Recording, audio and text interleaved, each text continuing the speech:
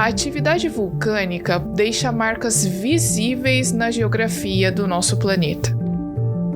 Sabemos que a nossa crosta terrestre contém rachaduras ou falhas que tendem a se movimentar sob o manto líquido. Esses movimentos, dependendo da localização em que ocorrem, podem provocar terremotos, tsunamis e atividade vulcânica.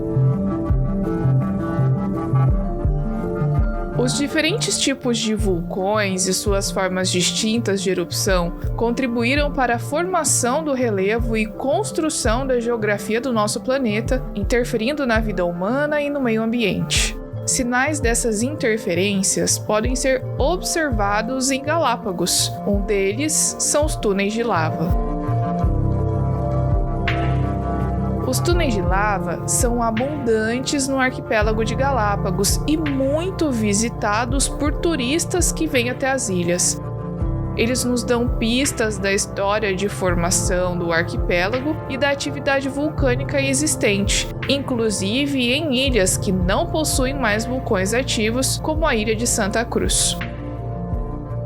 Nesse episódio, vamos conhecer melhor a atividade vulcânica, como os vulcões entram em erupção e como são formados os túneis de lava, especialmente os de Galápagos. Eu sou Maura Brandão e esse é o podcast Descobrindo Galápagos.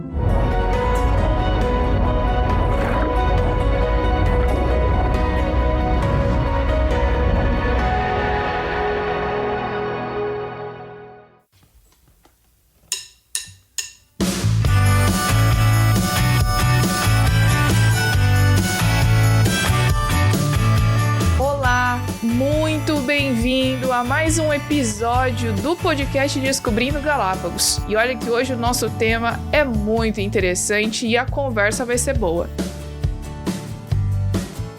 Mas primeiro eu quero relembrar vocês de nos acompanhar sempre no Instagram, porque é lá que você fica por dentro de tudo que acontece com o Museu Origins. O nosso Instagram é o @OriginsGalápagos. Segue a gente por lá para conhecer mais sobre Galápagos, sobre as atividades do museu e sobre as novidades. Agora, se você não usa Instagram, você pode curtir a nossa página no Facebook, nós estamos por lá também.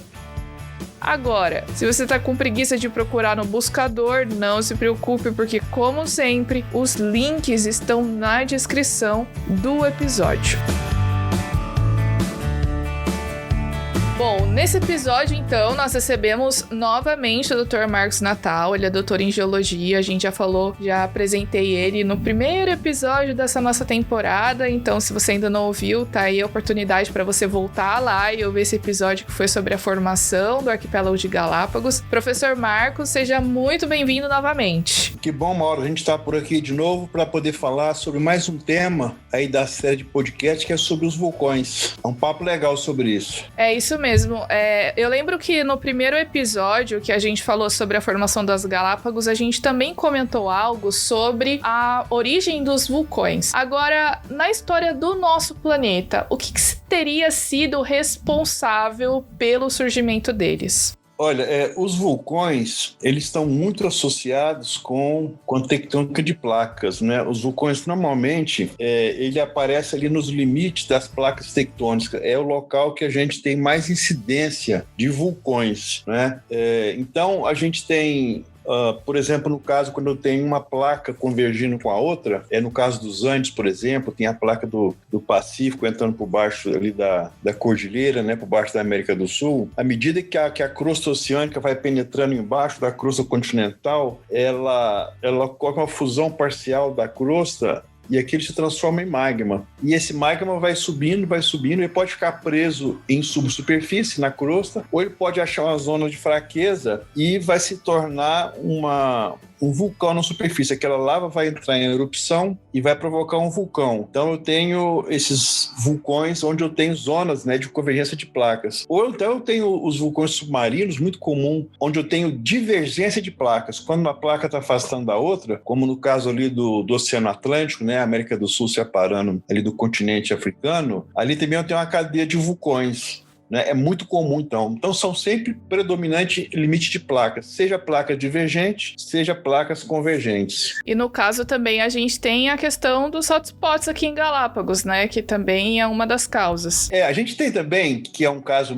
menos comum, né? Que são as ilhas oceânicas. O caso aí de Galápagos, que você falou, o caso do Havaí, né? E de outras ilhas. Nesses casos, por exemplo, ou eles estão associados com hotspots, né? Que são plumas do manto muito quentes que vão ascendendo pela superfície e, de novo, né, chega próximo à superfície, você tem fusão parcial da pluma e ela vai gerar vulcões, né? Ou então você tem como na Islândia, por exemplo, que a própria dorsal meso-oceânica aflorando, né? A Islândia é praticamente isso. Lá naquela região, aquilo que no meio do Atlântico você tem a dorsal lá no fundo do mar, lá na Islândia ela quase que ela aflora e dá aqueles vulcões ali, tá? Então você tem também esses vulcões associados com as ilhas oceânicas. É legal isso, né? E tem outra coisa interessante também, porque normalmente quando a gente fala que em Galápagos tem vulcão, e a gente mostra, por exemplo, Serra Negra, que é um vulcão que tá lá na Ilha de Isabela, ou El Chico, etc. As pessoas falam, nossa, mas é um vulcão? Porque os vulcões daqui, eles não têm aquela característica de tipo montanha, né? Que são os vulcões Cone, por exemplo, que tem o Krakatoa, que é o Fuji lá no Japão e etc. Você pode falar um pouquinho pra gente, professor, sobre os diferentes tipos de vulcões que podem ser encontrados no nosso planeta? Olha, basicamente, de forma resumida, a gente tem mais ou menos 4 tipos principais de vulcões, que são os que a gente chama de estratovulcão, o que a gente chama de vulcão do tipo escudo, né? Os vulcões submarinos e aqueles vulcões do tipo platô de basalto. O estratovulcão é esse vulcão que a gente está acostumado a ver. Ele forma o edifício vulcânico, que é aquele cone, né? Às vezes vai bem alto, uma altitude, né? Bem elevado. A cratera normalmente lá em cima não é uma cratera muito grande. As encostas são íngremes, né? Esse vulcão geralmente é do tipo explosivo, por causa que o magma dele, o magma que está ali é um magma mais viscoso. Ele tem muita sílica, né? Talvez deve ter mais de 65% de sílica. Então, esse magma mais viscoso, ele é menos fluido, ele tem mais dificuldade de sair. E como ele tem mais dificuldade, ele encontra resistência para sair, a pressão disso vai aumentando, até que chega um ponto que não dá para... Ele rompe a resistência, né, da parte da crosta que está em cima, ou então encontra uma zona de fraqueza e ele extravasa de forma bastante explosiva. Por isso que dessas explosões violentas nesse tipo de vulcão, né, por causa que o magma dele é um pouco diferente de um outro tipo de magma, pelo que nós vamos falar aqui daqui a pouco. O outro tipo de vulcão é o vulcão escudo, né? O próprio nome já diz, é como se fosse um escudo invertido. Ele forma ali uma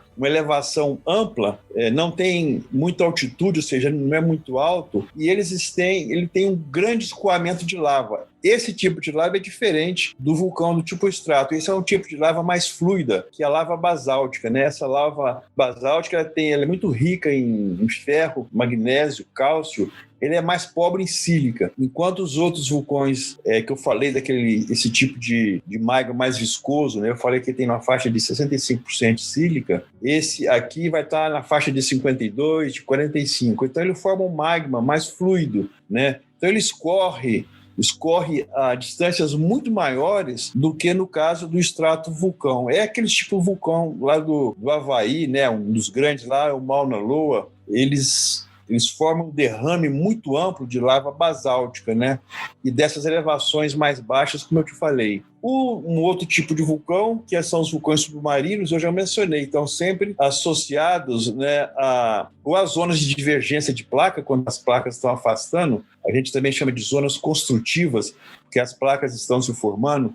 Então eu tenho um extravasamento enorme de lava basáltica ali, né? E o caso das ilhas oceânicas, né, que também fazem parte dos vulcões submarinos. E o último tipo é o vulcão do tipo platô. Esses vulcões do tipo platô, eles normalmente acontecem nos continentes, né? Dentro dos continentes. Um exemplo muito grande que a gente tem é no próprio Brasil, que é os derrames de basalto da Bacia do Paraná. É uma fissura que rompe a crosta, né? Normalmente a gente chama de rift, e esse rift aumenta e eu tenho essa efusão muito grande de basalto.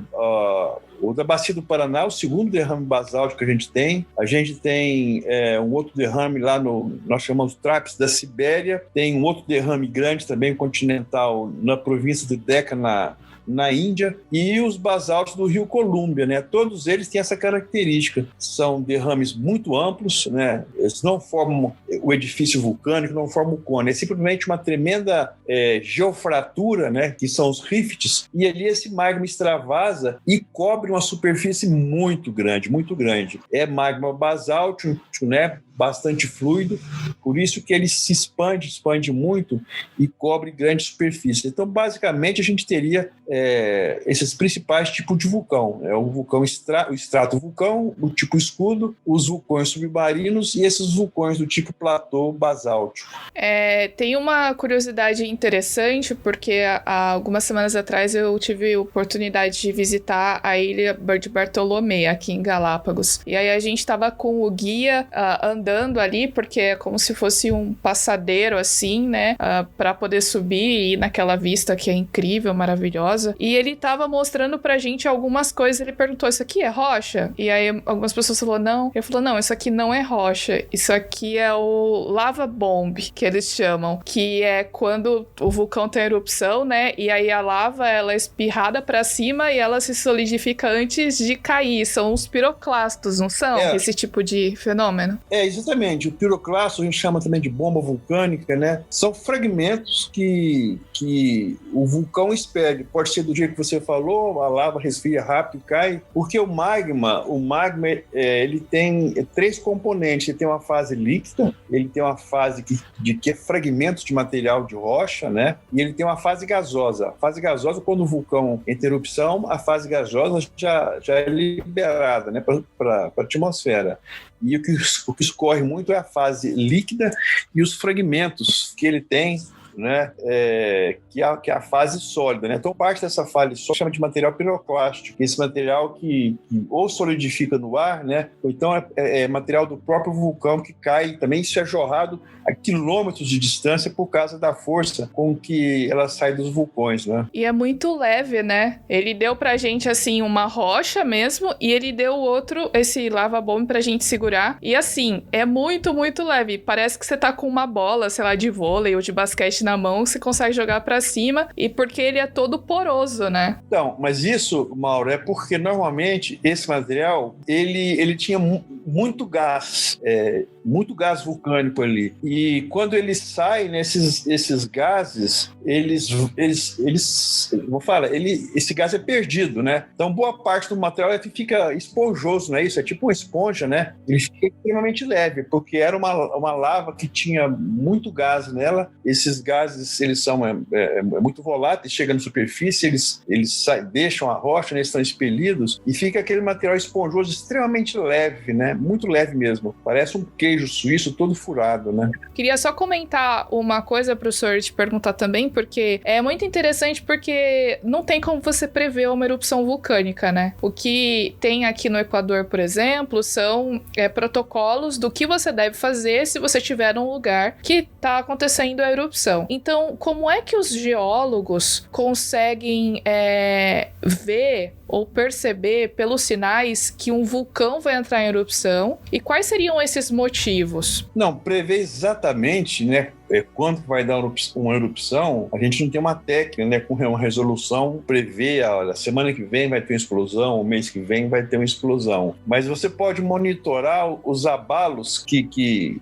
sofre a câmara magmática, porque o vulcão, quando ele está prestes a explodir, ele está com uma tensão muito grande, né? Então, isso provoca sismos nas rochas, e você pode medir esses sismos através de sismógrafos. Como já é um vulcão, você acompanha isso, você acompanha também, às vezes, o registro de aumento de temperatura em subsuperfície, né? Mas principalmente esses sismos que acontecem antes da erupção vulcânica, você detecta a intensidade do sismo e você consegue prever mais ou menos quando que esses vulcões podem explodir, mas é uma previsão, né? Você tem até modelos mesmo para isso, né? Modelos matemáticos, mas é uma previsão que é uma previsão assim, pode ter a erupção como pode não ter, mas o fato é que ele fica antes da erupção, ele está sob muita tensão, principalmente esses vulcões que eu falei, aí, esses vulcões muito explosivos, do tipo estratovulcão, né? É ali uma tensão, uma pressão violenta, e é possível você poder medir isso aí e estimar mais ou menos quando que esses vulcões vão entrar em erupção. A sorte que são os mais explosivos, né? Você pode ter mais controle. Os outros que são vulcões que têm esse escoamento, eles, além de não trazer muitos danos, porque a lava é muito fluida, ela só escorre, né? Você pode ficar até próximo dela. Tem gente que fica tirando fotos, né, perto da lava, ela não causa, o vulcão não é tão explosivo e não causa tantos danos. Mas o método é mais ou menos o mesmo. Você vai acompanhando a tensão que vai aumentando naquela região onde está o vulcão, né? Bom, vamos falar agora um pouquinho, então, do filme Aventuras em Galápagos, que foi um sucesso esse ano, milhares de acessos. Chegou aí em pessoas que falam inglês, pessoas que falam espanhol, pessoas que falam português. Foi realmente incrível. A gente, né, professora, a gente teve a oportunidade de conhecer a galera da equipe, a gente teve a oportunidade de acompanhar um dia de gravações, foi muito legal mesmo. E uma das partes, né, eu acho que aí na primeira parte do filme, a gente vê os personagens bem ali no final da primeira parte no túnel de lava. E eu tinha comentado agora há pouco sobre esses túneis de lava que tem a ver com a erupção do vulcão. Eles são justamente, né, formados aí na erupção dos vulcões. Mas explica melhor pra gente como que são formados esses túneis e por que eles podem aí ser usados pelos geólogos, ser estudados pelos geólogos para poder entender também, por exemplo, o passado das Ilhas Galápagos, né? O túnel de lava, em termos de morfologia, ele tem a forma de uma caverna mesmo. Quando você entra dentro dele, a sensação que você tem é que você está dentro de uma caverna, mas você está ali num tubo de lava, né? Então, essas lavas, principalmente essas lavas basálticas, que são mais fluidas, elas saem na forma de canais de lava, né? Esses canais são mais espessos. Como se fosse uma espécie de infiltração da erupção, não sei, talvez pra gente visualizar melhor. Não. É assim, o próprio derrame, ele vai descendo em costa abaixo na forma de canais de escoamento de lava. Quase que na forma de tubos mesmo, né? Mas são canais que a lava vai escoando. Próximo à zona de erupção, esses canais são mais definidos, né? À medida que ele vai descendo a encosta, ou ele vai se espalhando, esses canais vão ramificando e vão ficando menores, né? Quando essa erupção chega à superfície, ela entra em contato com o ar, você tem um resfriamento brusco na superfície, na parte superficial desses canais. Então você já faz uma crosta rígida, e essa crosta rígida é como se fosse um isolante térmico do que está fora, que é o ar, para o que está dentro. Então você cria aquela crosta rígida e o magma continua, a lava, né, no caso, continua passando no interior desses canais. Ela vai escoando. Quando o fluxo de lava termina, né, não tem mais escoamento de lava, você fica aquele tubo, né, aquele tubo oco, né, com aquela cavidade, e aquele tubo que é o que a gente chama de túnel de lava, né, aquela crosta rígida que se resfriou no início e fica ali naquele formato de como fosse um tubo mesmo, né, ou túneis que a gente fala, de lava. Tem uma formação super interessante aqui, que são Los Gemelos, né? Aqui na Ilha de Santa Cruz, e que é muito famoso. Todo mundo, quando ou tá indo para o aeroporto ou tá voltando do aeroporto para vir para a cidade, acaba passando por lá. E a formação dos Los Gemelos tem a ver com essa questão dos tubos de lava, né? Sim, a gente tem lá também, só que lá em Los Gemelos é um vulcão extinto, né? Mas você ainda tem lá indícios, né, desses túneis de lava. O interessante do túnel de lava é que, dependendo da morfologia dele, você tem ideia mais ou menos da proximidade que você está da zona de erupção. Então, como eu falei, quando você está próximo da zona de erupção, eles são mais definidos, né? São tubos maiores, né, na forma de canais, e quando você afasta da zona de erupção, eles são menores, são mais ramificados, né? São mais em maior número, né, que eles vão ramificando. Então, é um indicador. No caso ali que você falou, Los Gemelos, que é um vulcão extinto, e que você não tem mais ali, você não consegue enxergar mais ou menos como é que era o edifício vulcânico, onde estava a cratera, enfim, esses túneis de lava, eles ajudam você a localizar ali aonde que você está ali no local da erupção, né? Los Gemelos, talvez aí para você que está ouvindo, para você visualizar melhor, são duas crateras muito grandes que ficam uma de cada lado da rodovia. que é a rodovia que dá acesso ao canal, que vai para o aeroporto. E eles se formaram quando esses túneis de lava colapsaram, né? E aí eles caíram ao longo do tempo. Inclusive é bem interessante porque a gente consegue ver as marcações, né, na rocha, assim, que formaram essa cratera. É realmente um lugar muito legal. Nem precisa pagar para ir visitar, né? Você só pede pro táxi passar ali do táxi. Ali é só colocar a cabeça de fora do ônibus ou do carro que você tá e fotografar, né? É muito fácil de ver ali os Los Gemelos. E olha só que curiosidade interessantíssima. Você sabia que existem túneis de lava em Marte? Inclusive, tem cientista pensando em tentar encontrar uma forma de colonizar o planeta vermelho, dizendo que a melhor alternativa para morar lá seriam nos túneis de lava marcianos. Já pensou? Eles dizem que seria mais fácil morar nesses abrigos do que construir estações ou naves para morar em Marte. Imagina você vivendo num túnel de lava lá em Marte. Acho que é um sonho meio distante, né, pessoal? Por enquanto fica só na imaginação mesmo.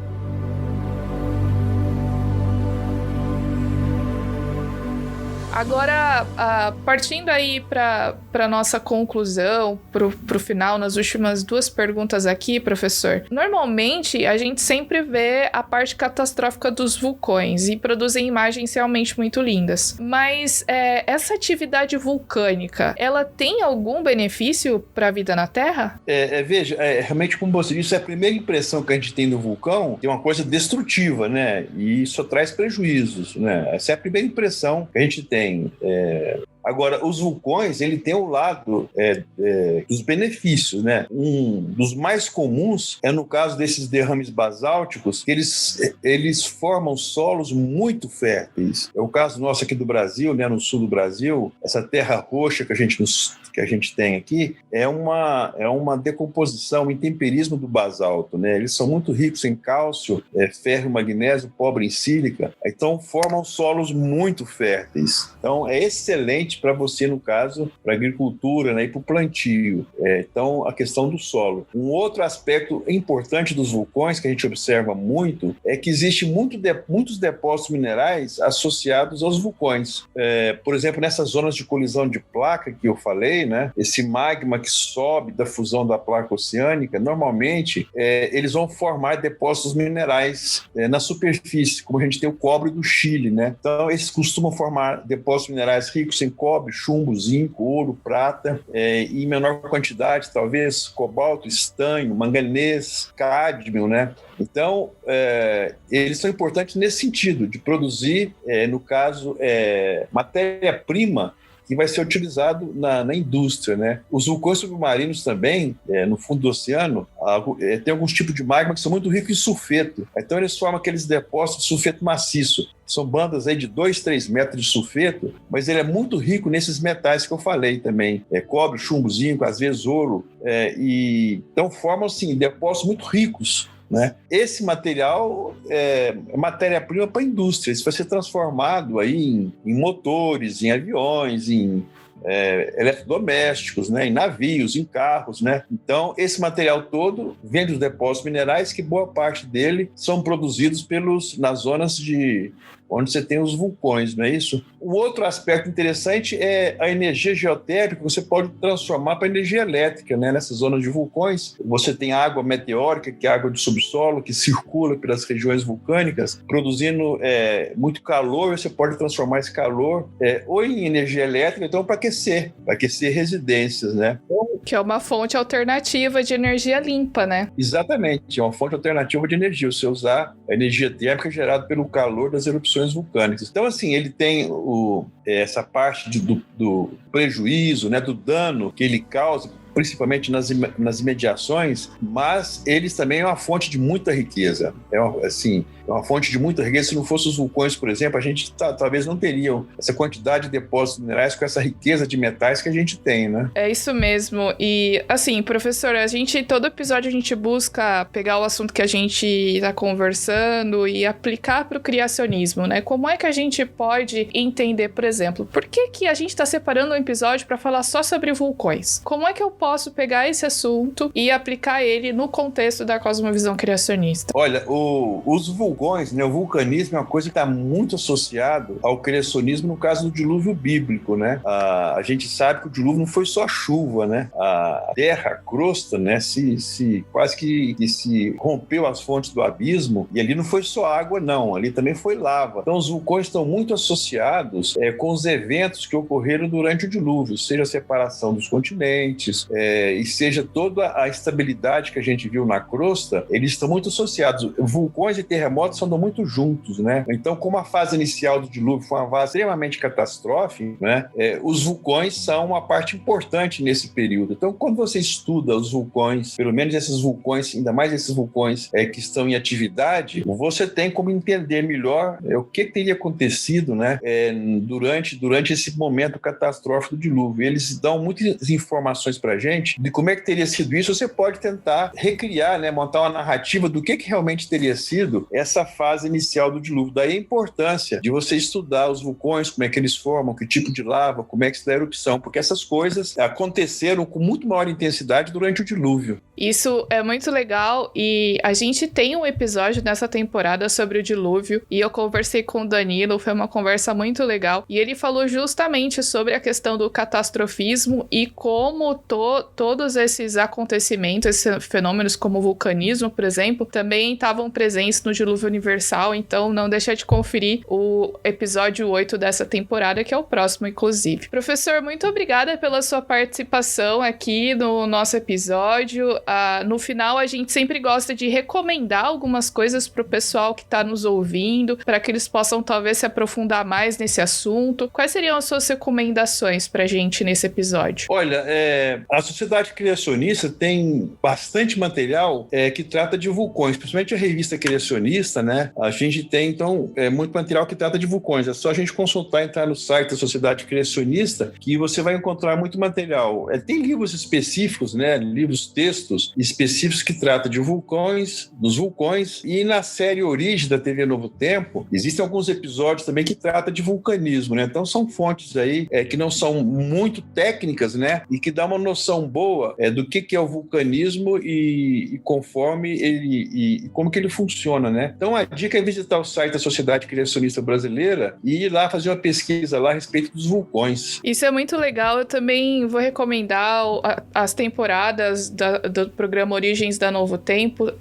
Todos os episódios são disponíveis no YouTube. Tem episódio só sobre vulcanismo. Tem uma temporada inteira sobre Galápagos, que é incrível. Eu lembro que logo depois, professor, que eu fiquei sabendo que eu vinha pra cá e eu sentei um dia à tarde, estava na casa do meu namorado e assisti todos os episódios da temporada sobre Galápagos. Então, é realmente uma fonte de informação muito legal. Vale a pena a gente conhecer, né? Principalmente quem gosta de conhecer mais sobre como que pode ter sido o dilúvio, porque às vezes a gente tem uma impressão do dilúvio muito distante, né? Então, quando a gente começa a entender melhor vulcões, os terremotos, né? A gente começa até a mudar a impressão que a gente tem do dilúvio. A gente vê que foi alguma coisa, às vezes, muito, em certo sentido, muito pior, né? Muito mais intensa do que aquilo que a gente imagina. Isso você estudando um vulcão só.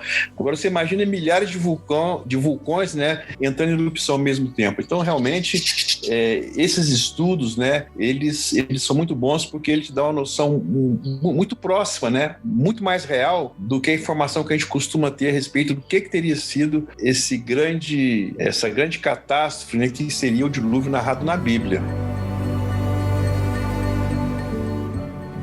Bom, eu espero que você tenha gostado de mais um episódio do podcast Descobrindo Galápagos e a gente se encontra no próximo. Até lá!